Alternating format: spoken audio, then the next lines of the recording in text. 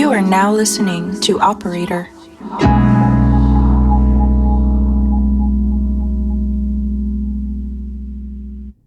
Hello everyone, I am Laura from Roffa, Amour. For the people that don't know us, we are an open-air film festival happening in Rotterdam every year in August. And we are ready to start a festival the 13th of August. We bring amazing cinema to the city under the sky of Rotterdam. And today I'm here to discuss some of the films that we have in competition. But before going into that, I just want to say a few things about the festival. So the festival is 12 nights. We have 12 different films and extra programs. And every night is different. Every night brings something special. We have a blind date. We have keynotes. We have dinners. It's really a place where you can connect, meet new people, and enjoy beautiful, beautiful cinema. The festival is at Brutus. As I said, started 13th of August, ending 24th of August. And one of the nights that we're going to have, it's in collaboration with Operator, and it's the cinema concert nights. And it's one of the most special ones because we have some films and artists from Operator are going to play live soundtrack that they produce for the films, especially for these films. And this year we have, I hope the pronunciation is good, Laura Denise and Ngoni Ngan. And so it's also really nice that we can have this collaboration with Operator. But today with me I have the new jury. You might wonder who are they? What do they do? So basically part of the program, the New Makers program, is 6 films. And all these films are first features, which means that are the first films that the filmmakers made. And these films, you cannot really watch them at the cinema right now. And we don't know if they're going to be distributed. So if they're going to go to the cinema. So Roffa Amour is really a special place because you're not going to be able to see these films. And they are really, really good, really, really special. It's the only competition we have. The winner of, there is only one winner. The winner is going to receive €500 to work on their second film. And with me have the new jury, which is a group of young people who's going to decide who to give the new Amour award.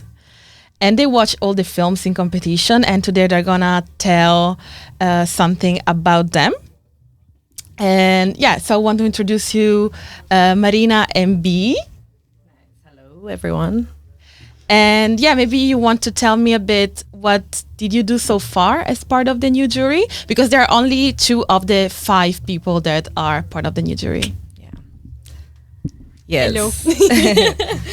Hello. So we had 2 intense days watching the films, locked in a cinema. And it's super fun. They're all really varied in style and story.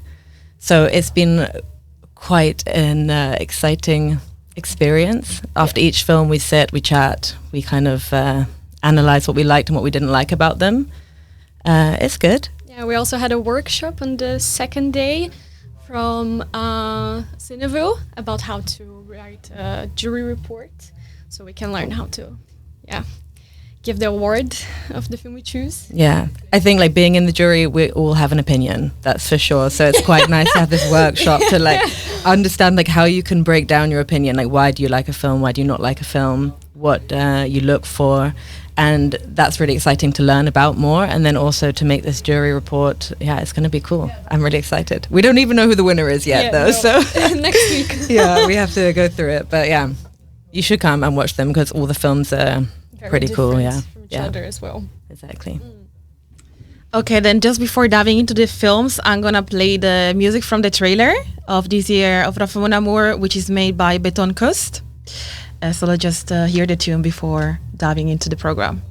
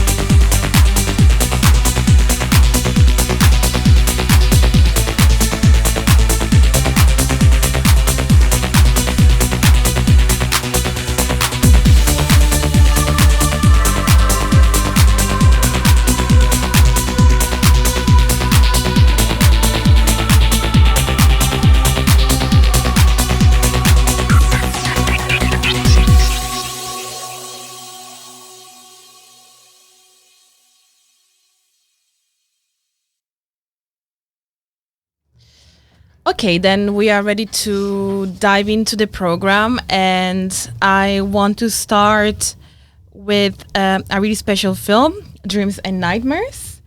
And yeah, B, do you want to tell me something about it? Yeah, sure. So this film, Dreams and Nightmares, is directed by Shatara Michelle Ford, based in America.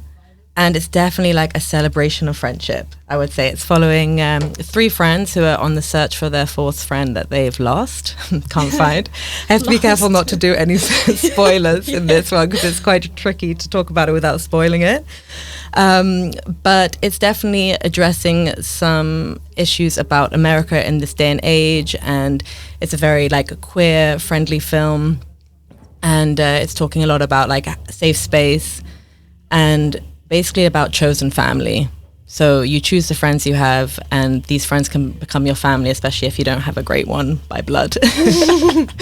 So it's a cool film. It's definitely like an easy watch, in my opinion. I felt like it's quite a like happy celebration of an everyday road trip, I would say. I don't know if you agree with me on this one, Marina. Yeah, it just felt like we were watching their life for 2 weeks. Yeah. The search for the friend. I felt very connected to the characters, but I think they were also very like all completely different, but they at the same time like they had the same struggles.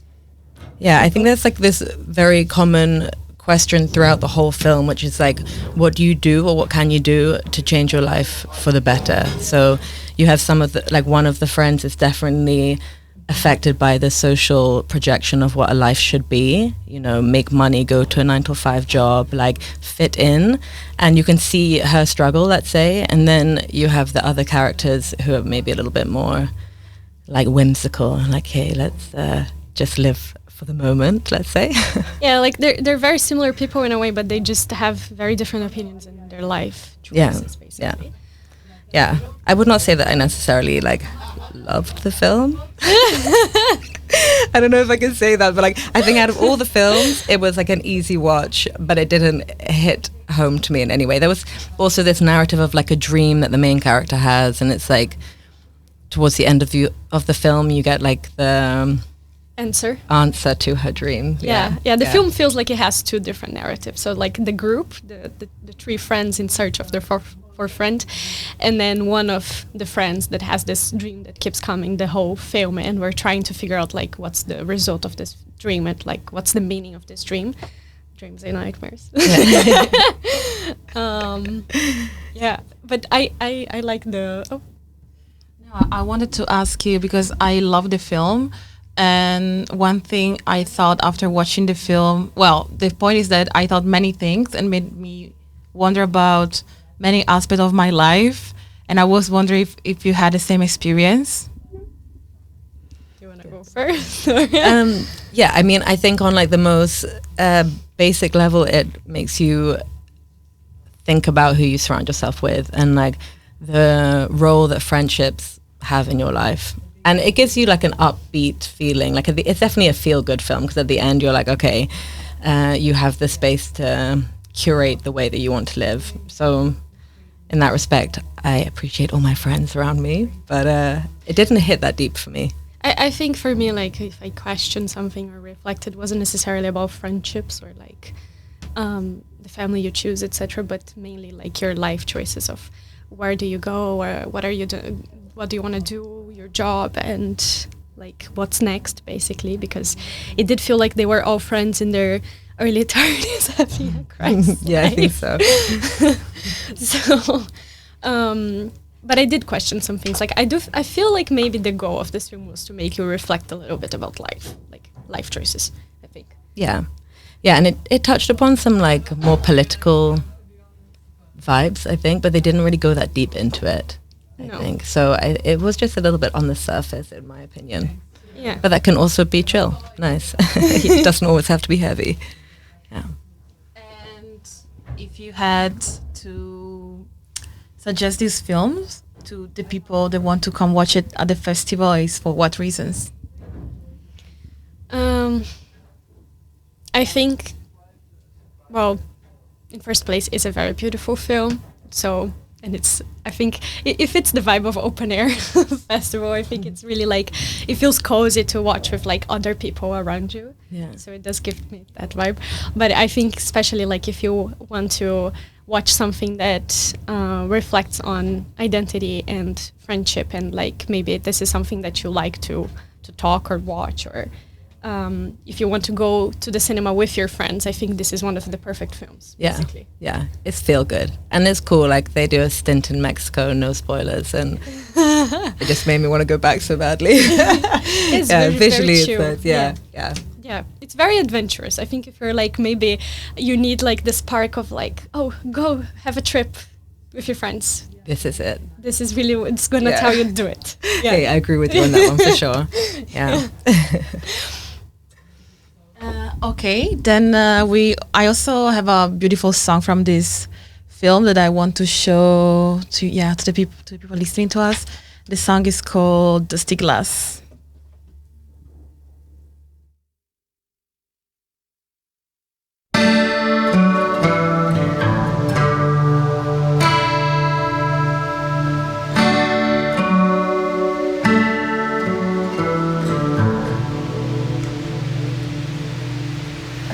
It's late, you say to the window. Head takes all day to get up though.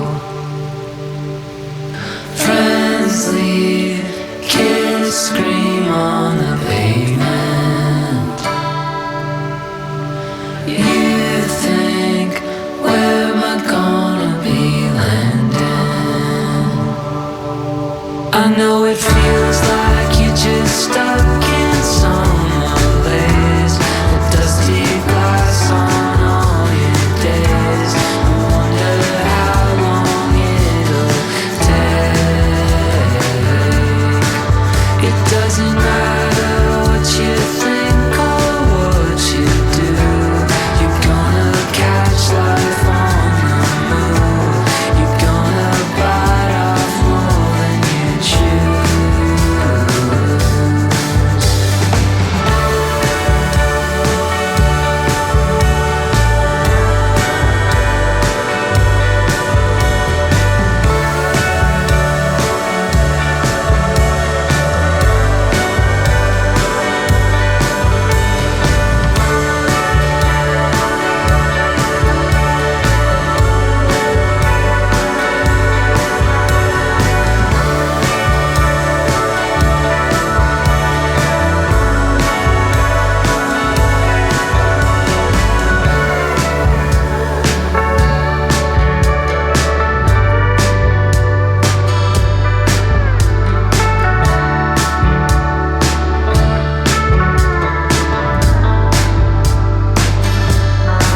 I know it feels like you're just stuck in some place, a dusty glass on all your days.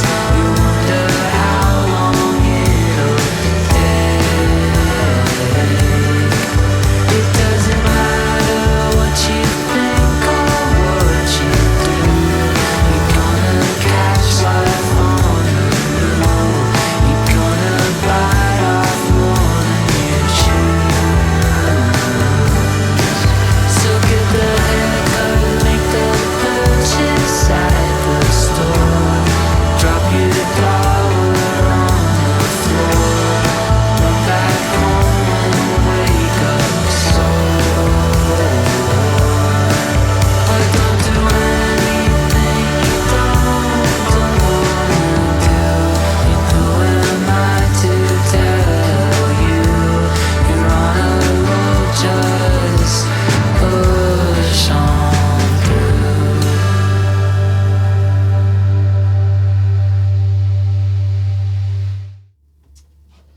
Okay, then we can go to the second film of today, which is Black News, Terms and Condition. Marianne, do you want to tell us something about it? Yes. So Black News is the first feature of the director that I really don't know how to say the name. You pronounce it in a good way. Kahlo. Cahill? Joseph. So this is his first feature, but previously he'd mainly worked with video clips and music. He also co-directed Beyoncé's Lemonade, and this is something that you can really see in the film, like the background of music, especially in the edit, because it's very fast and everything like feels like it's layered on top of each other. It's a hybrid film, so it mixes both documentary with fiction. There's some fiction story and narrative throughout the film, but these scenes are interrupted with real news. So basically, reels, I don't know, footage from newspapers, or and the title of the film really describes the story. It's trying to reimagine Black representation and in the media news channels, I guess. And it has this kind of like humor touch with the social media aspects as well, with the reels coming, and like it also, I feel like that's what you feel in the edit, that everything, it feels like the whole film you're just scrolling through your phone basically.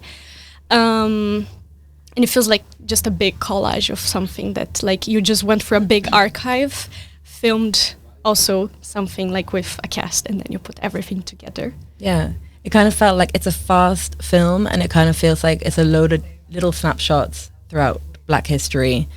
And it's almost like a trailer, I feel, to be like, okay, look at all the history that has happened that you either do or do not know about, and go learn.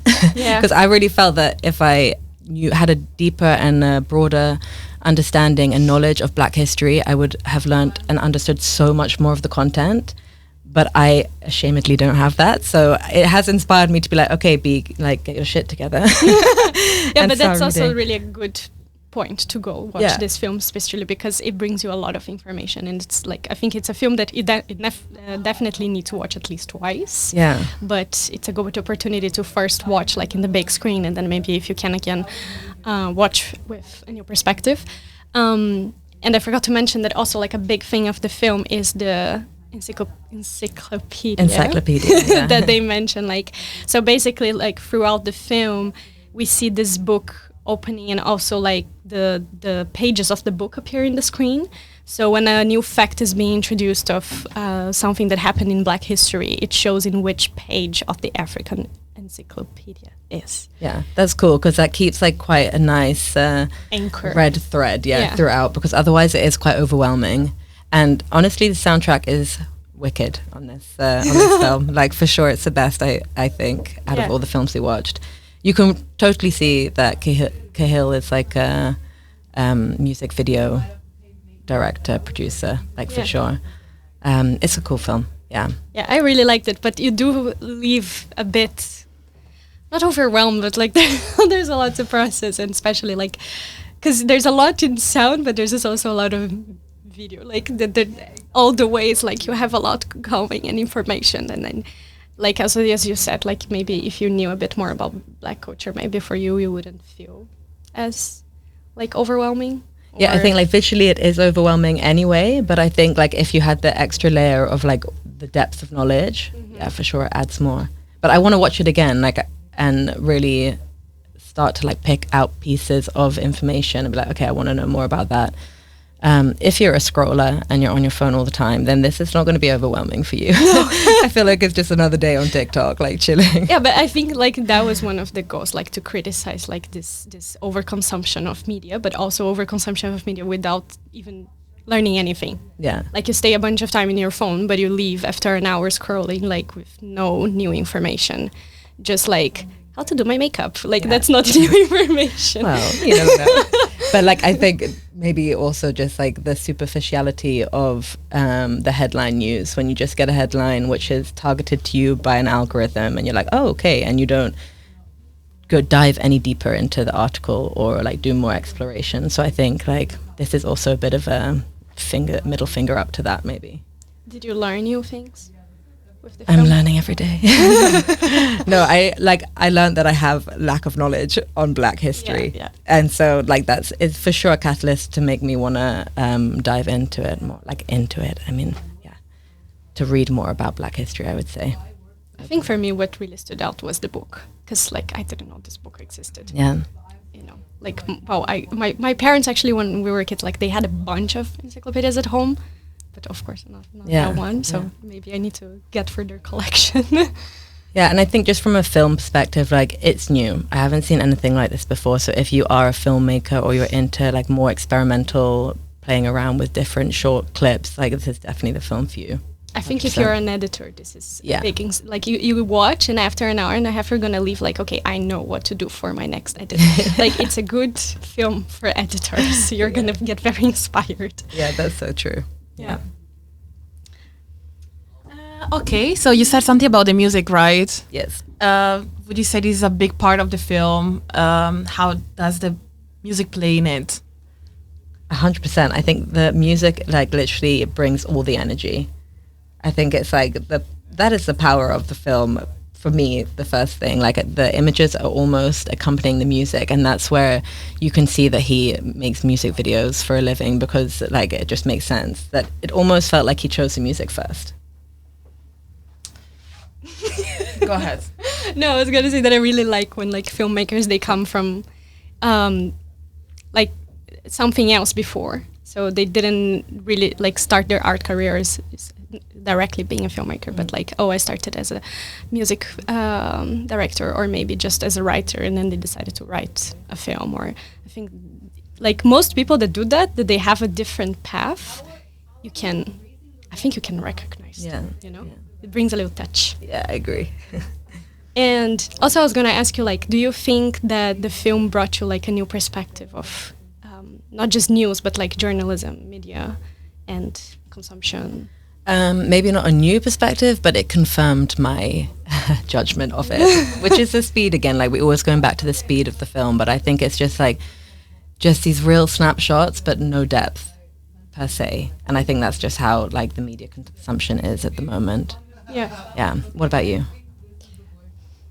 I think like maybe on journalism, because I feel like if the focus of the film, and that's what I got, like it's on news, like of course with the also focusing on social media, but like news in general, it kind of like made me wonder how is news journalism, I don't know how to explain, like being spreaded, like which news do we choose to share, which news do we choose to read, Yeah. and also like about the representation in them, because I think the whole film was questioning Black representation in media, basically. Yeah, 100%. Yeah, 100%. Okay, well, since we talk a lot about the music, I want to play some music from the film just to give a bit of a vibe of what you're gonna get into when you're gonna watch this film. So yeah, let's play this.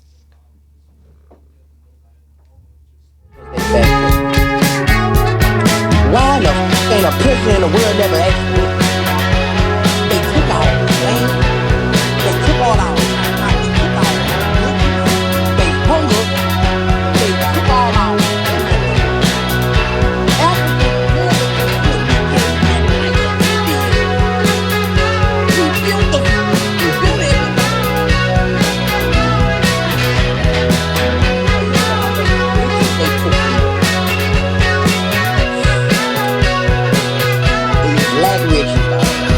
Every time we got up, they took our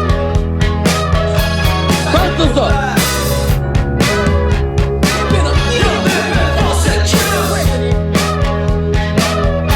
And we asking about some spaceship and tanks.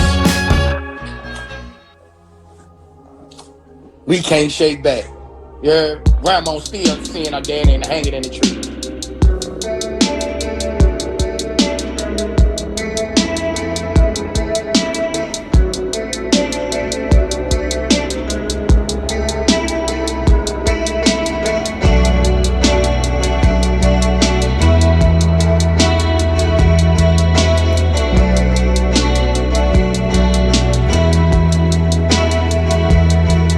I'm very good.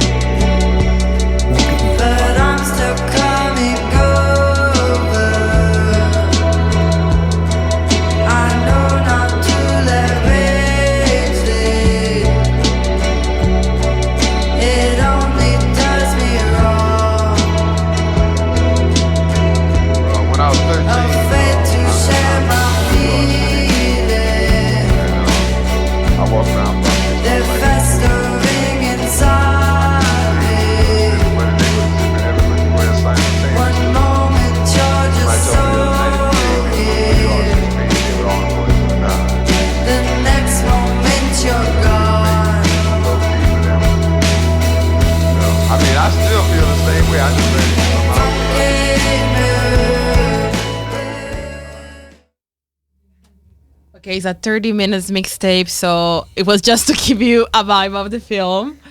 Okay, but after, we can move on. And I want to ask you about Yalla Parkour, which is a film really dear to us because it's a film about Palestine. But maybe you this want film, to tell us more. Man, this film, like when I was watching it, I just like it hits hard. Like it's a beautiful, beautiful film. So it's directed by Arib Zwaiter, and she she's Palestinian, but she left Palestine with her family when she was young, and she's always struggled with the feeling of where she belongs. So the film starts with her trying to reconnect to Palestine, and while she's doing her research, she comes across this parkour group. And she manages to get in touch with the boys who are in the group. And this is where like the whole story begins. And it's just beautiful. So it follows this group of boys who are learning how to parkour all around Palestine. And it's just so powerful. Like you see the love of the Palestinian people. You see their generosity. And you also see like the sadness of the situation they're in under occupation. And what I love so much about the film is that you watch these super young, happy children learning parkour on like buildings that have been blown to pieces by Israel. So it's like this contradiction the whole way through the film of like, and also admiration for the Palestinians to be able to turn like these shit situations into like a playground.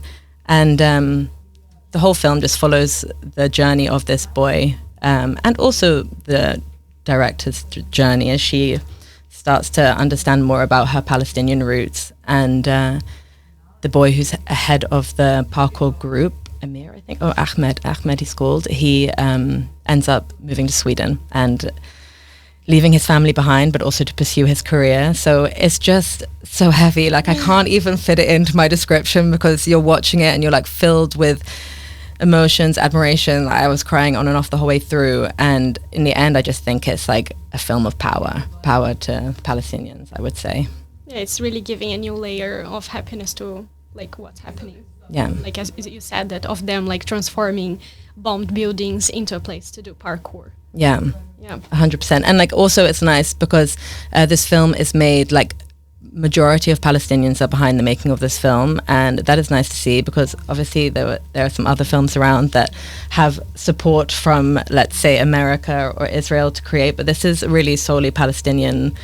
I think Saudi Arabia is also involved a bit, but like the majority of the people behind this are Palestinians, so that also just gives it more meaning, I think, to me, because it shows that the story that they're showing is really from their perspective. There's no fucking with it, to be honest. Maybe you could talk a little bit about the mom as well. Oh yeah, exactly. Because actually, that's how it all started. Like Arib, she starts the whole film. Well, the whole narrative is basically a letter to her mother because her mother chooses to leave Palestine to give her family a better life, and they move to America. And you see that there's this constant story from Arib to her mother to be like, okay, why did you make this decision? And like, I never saw you happier. Like, you were never happier as you were in Palestine. So why did you leave? And a big point of the film is the smile. She keeps going back to the smile of like your smile, and then pictures of the smile, and like what makes you smile in life, basically. Yeah, and also this feeling of. Arib also said that she wanted, like, her dream was to go back to Palestine, and then she's talking to Ahmed, and he's like, okay, well, let's switch. Like, I'm happy to switch any day. Like, you take my place, I'll take your place in America. And it's like maybe from when you're not there, you have this dream of how it used to be, and then when you're there, you're like, God, it's like, of course, now in a terrible situation, but there's just always the love for Palestine, like throughout the whole thing, wherever you are, and how even if you leave, like you still have it in your heart, basically, which is very powerful. Because the film was made in a lot of years. Because it started with her talking to him and finding this parkour group when they still lived in Palestine, and then throughout the time, then he moves to Sweden. And parkour is what takes him outside of Palestine. Yeah, and you also see the struggle of like getting visas and having the permission to leave, and just like how determined you have to be to like chase a dream. And that It's just a great film. And like filming wise, like technically, like it's documentary, and actually most of the footage is shot by Ahmed himself, who is filming the parkour group. And there's definitely some situations, like we were talking about it earlier, where they're doing these insane tricks, like on the top of like a blown up airport, and they're like right at the top of this building doing backflips, and you're just thinking like, shit. Yeah, I think half of the film I was like this. Yeah. I was really scared because I don't know, it just like freaked me out. But at the same time, like every time that I'd close my eyes and then I would just start listening to them like clapping and woohoo, you made it. And then I would open my eyes and I was like, okay, yes, he did survive. Yeah, it's true. Like the dedication to this sport is unreal. And also I don't know anything about parkour, so like it was cool also just to get that like basic learning also of the sport. Yeah, but this is something that I noticed from the director as well, that she starts the film kind of talking about like, oh, what is parkour? I did not know anything about this. And then she finds this group of friends that use parkour as an escape from like what's happening to them. And then it's also their ticket outside of war. Yeah. Because first 2 of his friends leave, right? One goes to Italy and the other, I don't know where. And then he talks about like how, yeah, my friends left, but I haven't managed yet. And then you see like time after time him trying to get a visa, not working. And then he leaves to Sweden. And then when he leaves to Sweden, I think my favorite thing that happened was like how he shows how once you leave, it's hard to go back to visit. Yeah. So he took many years to go back to Palestine and actually see his family again. And yeah, and I also just want to say that I think what I love about this film is war is not the main topic. Like it's actually about like living in beautiful Palestine, but war is throughout. And like one of the first shots you see the boys doing parkour while like the bombs are exploding behind them, and it's just a very powerful image. And you're like, okay, for us, we're not used to war, but for them it's in their everyday. So how do you just live with this happening? I think that's like it's a very realistic depiction of how it really is there. Well, thank you for talking about this film in a really delicate way, I would say. We're really looking forward to this night. Free Palestine. Yeah, free Palestine, 100%. So yeah, now it feels weird to move to the other film, but I want to go to the opening film. Reyes. Marina, yeah, microphone is yours. Yeah, I love that film. I really loved it. Yeah, on a different note. It really had a special place with me because I'm just fascinated for films that you start, but until the very last minute, you're like, is this real or not? I don't get it. Like, I couldn't really understand if it was acted, if it was not acted, because like there was clearly a script. Yeah. But there was also moments that they broke the script to like one scene and they're like, oh wait, what were we supposed to say now? Like you didn't really understand, if the film was like documentary, if it was fiction or what was it. But basically, this was made by Lola Arias, I don't know how to say. And it's about a group of women that left prison and they decided to make a film about their history. So all the actresses, all the people that are in the film, they are ex-prisoners, and they go back to a prison that it's actually going to be demolished to make this film. So the prison that they're making the film is not the actual place that they were in the past, but just used for the film. And it also makes us a bit of a musical. Yeah. But I really like the musical part because like the music is a big part of the narrative. Like the lyrics of the music that they sing throughout the film tell mini stories basically. Like the main character, Jocely, she gets like trapped, like in the airport. I don't know how to say.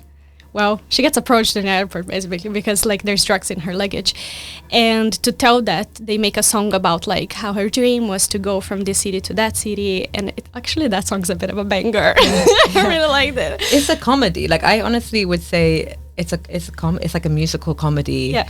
Like it's a scripted documentary. Like it's actually a mindfuck totally. Yeah, but you can't really say what it is actually. Yeah. Like it's hard to put it in a like genre in a box. box. Yeah, for me it's a must see. Like there was this one moment of the film where I'm like, okay, this is gonna now like explain how this film is gonna continue, and like they're two of the prisoners like in the courtyard and they're about to have a fight, and I was like, okay, this is gonna be like a classic fight scene in a prison, and then they do like a dance off, and I was just like, what is going on here? And then that for me, I was like, okay, now I get it. Like now I understand how this film is gonna be. It's just gonna be like true stories and also terrible stories, like the corrupt prison system. Most of the prison guards were also ex-prisoners, so that's also, you see like the corruption, but they tell it in such a like fun, light-hearted, beautiful way. It's such a good film. Yeah, and loved it. About that thing that I was saying about like directors that when they have a previous background you can see in the film. I think this is also one of them, because so this director, she made theater plays, performances, and she also writes. And you can see that in the film, like, because it's basically a theater play with some music and like this mix. And when I was looking up for her, I saw that basically all of her works, she works with non-professional actors. Okay. So the theater plays that she made, it's also with people telling their own stories. And I found that very interesting. I kind of wonder, like, how do you work with non-professional actors? Because the story is more real because they know exactly what they're telling, but are they being convincing? Did you think the acting was good? Like, I mean, to be honest, like, I questioned the acting for sure. I was like, not sure about this. But actually, I liked the amateur vibe. Like, it made it just more personal and more relatable, let's say. Like, it felt very raw. Like, yeah, very, exactly. Because, like, I remember when we left the room after watching that film, that I was talking to another jury member, Ella, and we were like, oh, this reminded me of Sing Sing. But Sing Sing is very professional, and you can see that there's some money there, you know? And this film is just like, I don't know, it's the same type of story about ex-prisoners telling their own stories, but it's completely different. Yeah. I preferred this. Yeah. I preferred this one. Go see it. Like, honestly, it's great. Yeah, I really liked it. Okay, so this was the opening. Also, I want to say one thing. The song, and I know that you also love it. There is one main track. It's amazing. I couldn't find it anywhere. So you really have to come to the opening night to watch this film, because you have to also listen to this song, which is great. But yeah, we have the two last films we're gonna talk about. Okay, The Ugly Stepsister. B, what do you want to tell us about it? Okay, so Ugly Stepsister, director Emily Blichfeld. It's in Norwegian, and I think they filmed like all around. I think they were in Sweden, Denmark, and also Poland. This was actually the first film I watched as part of the jury, so I dived in the deep end. It was heavy. Like, this is a great film. So it's sort of a take on Cinderella, the ugly sister trying to get the prince, basically. And it is gory. Think The Substance, but worse. Yeah, more intense. Yeah, more 2 intense. times at least. Yeah, and it's a great film. Like, I was literally watching half of it through like slotted fingers because it's so grim with the filming. But this film, out of all of them, I think had the most interesting filming techniques. Yeah. I loved it. Like, there were angle shots there. I was like, how are you doing that? How are you getting that? And there's just no holding back. They're like, are we going to make this gory? We're going to freaking go like full in. And I really respect that. The acting was brilliant. I loved it. I loved it being in Norwegian because it's just not a language you hear a lot. This, I have to say, is top of my list, maybe. I love the set design. Like, they really made it Princess World, and like it was. Also, every time that I see like these films that they're supposed to be in a certain period, I kind of wonder, like, damn, how much money did they get for the costumes and then the food and then like so many things and the wigs and it's crazy. Yeah, it's dated, but also like the topics are super relevant. It's about like. Also similar to Substance, I don't want to keep on bringing up the comparison, but it's about this like beauty standard that women have to reach, and also like your worth is about how beautiful you are. So the whole way through the film you see the ugly sister like just spending so much money with her mother to try and make herself more beautiful, and like it's a very, very relevant topic, I would say. But also pain, because everything that they were doing, like the mother kept complaining, like, oh, you have no idea how much I'm paying for you to do this. But every procedure that she did, like, was insanely painful. Yeah. And we were sitting next to each other in the whole film. He was like, I thought I was going to be sick at one point, but it's like it's a must see, even if that's the case. You've got to see it. It's really brilliant. Yeah. I mean, you do need to Prepare. Yeah, you need to prepare yourself. Deep breath. Yeah, and also about the soundtrack, do you want to tell us something? I can just say that. I feel it's really grim and special. All the music are produced for the film. So I'm just gonna play one song.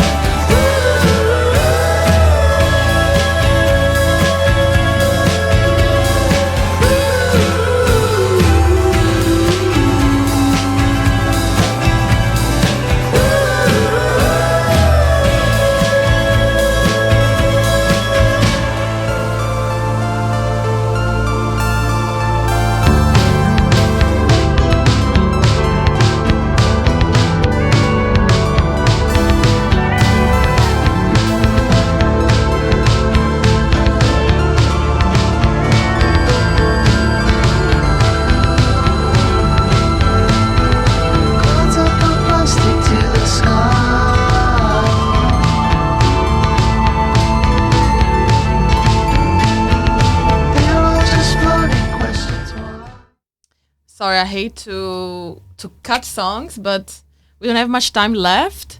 So let's go to the last film of the New Makers, which is, the name it's amazing. Marina, do you want to say it? Yes, it's called Lesbian Space Princess, and it was made by two directors, Leila Varghese and Emma Hobbs. So they're a couple, and I did watch a little interview about that they did about making this film, and it was just, it's one of those films that if you see the people who made it, you get the vibe of the film. They're just very bubbly couple, and one of them never thought of making a feature film, but then the other had the idea, yeah, let's do it, why not? And they got a funding from Australia, and then they just, like, the story about the lesbian space princess came from apparently a shower. Like, one of them is just showering, and she was like, oh my god, this is such a great idea. And you can see that the film is a bit like, it has a structure, but it's a bit random sometimes. Yeah, for sure. So the story follows a princess that she had a girlfriend, but then she disappears, goes away, and she needs to save her girlfriend. And they live in Clitopolis, I think that's the name of the country.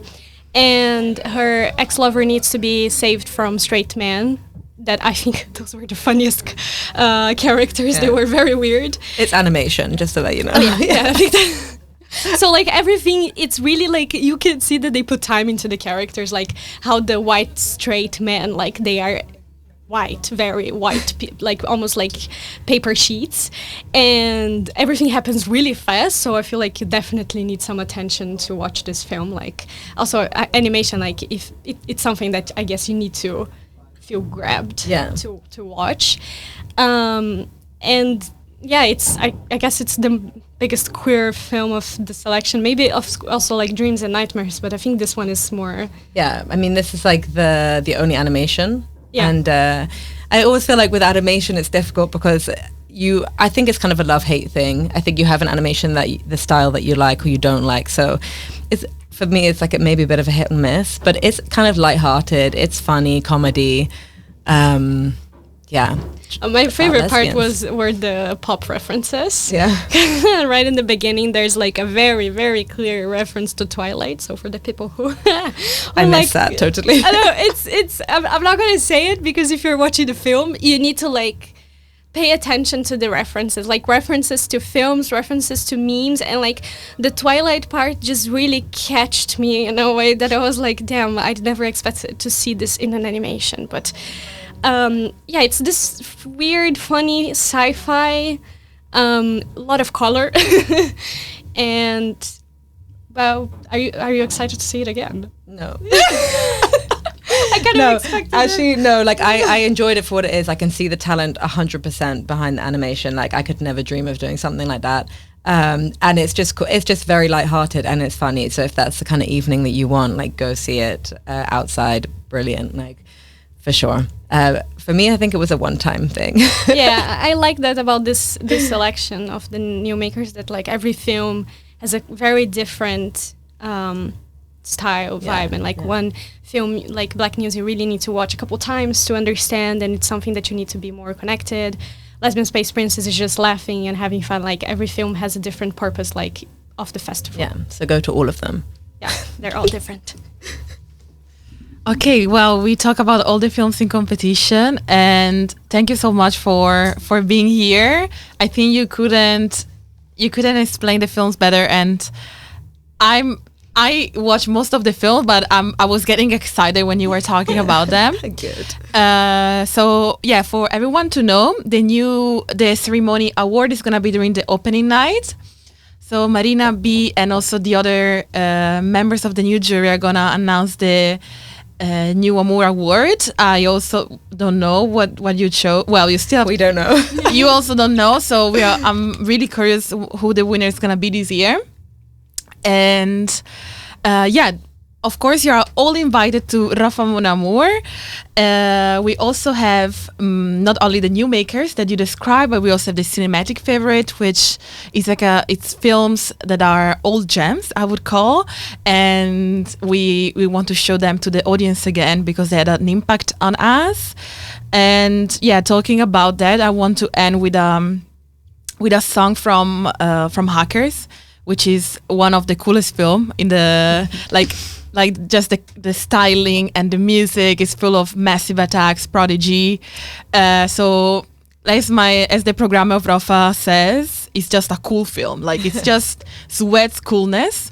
So I'm gonna play this last song, and then yeah, we're gonna say goodbye and see you at the festival. Yeah, see you there.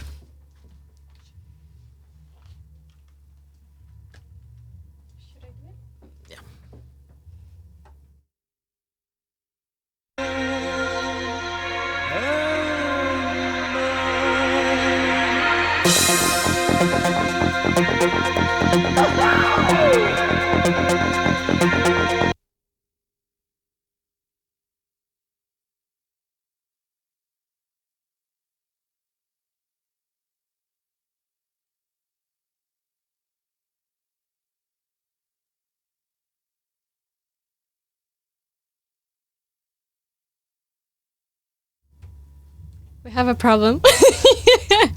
We're almost back. Okay, I would say that we can call it a show. Sorry about that. And yeah, just see you all at Roffa Mon Amour.